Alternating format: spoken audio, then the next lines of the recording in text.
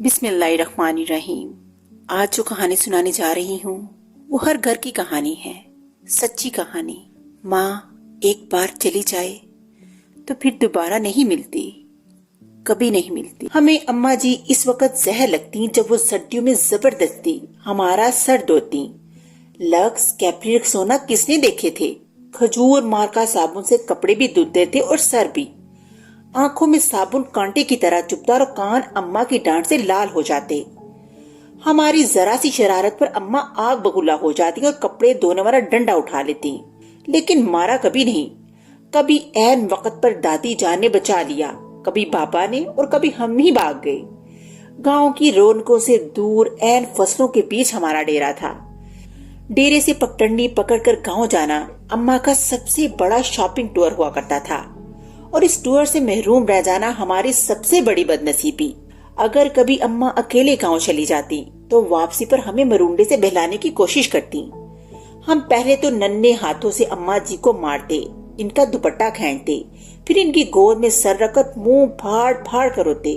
कभी अम्मा गांव साथ ले जाती तो हम उछलते कूदते खुशी खुशी इनके पीछे पीछे भागते। शाम के जब गांव से वापसी होती तो हम बहुत रोते।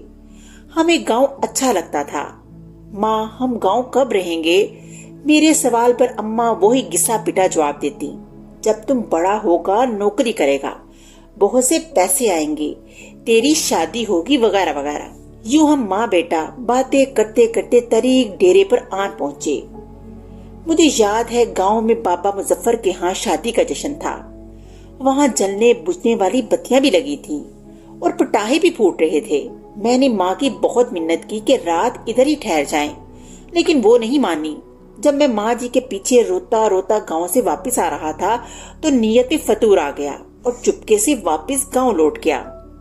शाम का वक्त था। माँ को बहुत देर बाद मेरी गुमशुदगी का अंदाजा हुआ। वो पागलों की तरह रात के अंधेरे में खेतों में आवाजें लगाती और डेरे से लेकर गांव तक हर कोने में लालटेन लटकाकर जागती रही। रात के जब मैं शादी वाले घर से बाजियाब हुआ तो वो शेरनी की तरह मुझ पर हमलावर हुई। इस रात अगर गांव की औरतें ना मुझे बचाती तो अम्मा मुझे मार ही डालती। एक बार अब्बू जी अपने पीर साहब को मिलने सरगोदा गए हुए थे।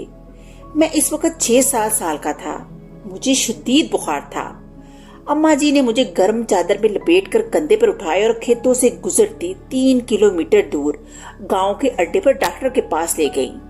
वापसी पर एक खाले को फलांगती हुए गिर गई, लेकिन मुझे बचा लिया। इन्हें शायद घुटनों पर चोट आई थी। इनके मुंह से मेरे लिए हस्बी अल्लाह लिखना, ये वाकया मेरी जिंदगी की सबसे पुरानी यादों में से है। यकीनन वो बड़ी हिम्मत वाली खातून थी और आखिरी सांस तक मेहनत मुशक्कत की चक्की में पिसती रही। फिर जाने कब मैं बड़ा हो गया और अम्मा से बहुत दूर चला गया। साल भर बाद जब वो घर आता तो माँ गले लगाकर बहुत रोती, लेकिन मैं सबके सामने हंसता।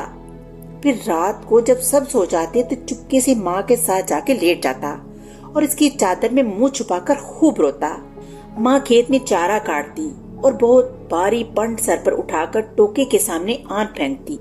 कभी कभी खुद ही टोके में चारा डालती और खुद ही टोका चलाती। जब मैं घर होता तो इनका हाथ बता देता।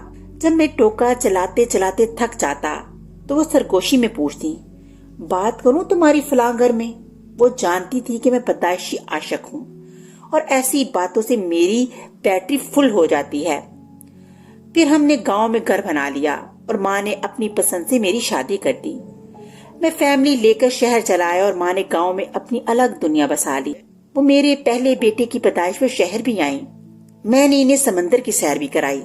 क्लिफ्टन के साहल पर चाय पीते हुए उन्होंने कहा, इस समंदर से तो हमारे डेरे का छप्पर ज्यादा खूबसूरत लगता है। माँ बीमार हो गई। माँ बीमार हुई तो मैं छुट्टी पर ही था। उन्हें कई दिन तक बस को पान खिलाकर समझाता रहा कि मामूली पेट का दर्द है, जल्द दफाका हो जाएगा।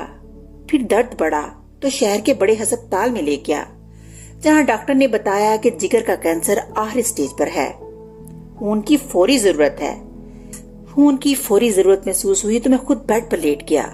माँ को पता चला तो इसने दुख से देखकर इतना कहा, क्यों दिया खून, खरीद लेता। मैं बमुश्किल इतना कह सका, अम्मा खून की चंद बूंदे से तो कर्ज अदा नहीं होता। जो आप मुझे उठाकर गांव के डॉक्टर के पास ले गई थी। और वापसी पर खाला फलांगते हुए गिर गई थी। वो खिलखिला के हंसी तो मैंने कहा, अम्मा मुझे माफ कर देना, मैं तेरी खिदमत नहीं कर सका। मेरा ख्याल है मैंने शायद ही अपनी माँ की खिदमत की होगी, वक्त ही नहीं मिला। लेकिन वो बहुत फरा दिल थी। बिस्तरे मर्ग पर जब बार बार अपनी कोताहियों की इनसे माफी तलब कर रहा था तो कहने लगी, मैं राजी हूँ बेटा, काहे को बार बार माफी मांगता है। माँ ने मेरे सामने दम तोड़ दिया, लेकिन मैं रोया नहीं। दूसरे दिन सर भारी होने लगा तो कब्रिस्तान चला गया और कब्र पर बैठकर फूट फूट कर रोया। माँ से बिछड़े मुद्दत हो गई।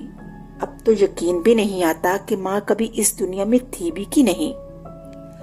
आज बैतुल्ला का तवाफ करते हुए पठानों और सुडानियों के हाथों फुटबॉल बनता बनता जाने कैसे दीवारे काबा से जा टकराया। यूं लगा जैसे मुद्दतों बाद फिर एक बार माँ की गोद में पहुंच गया हूँ।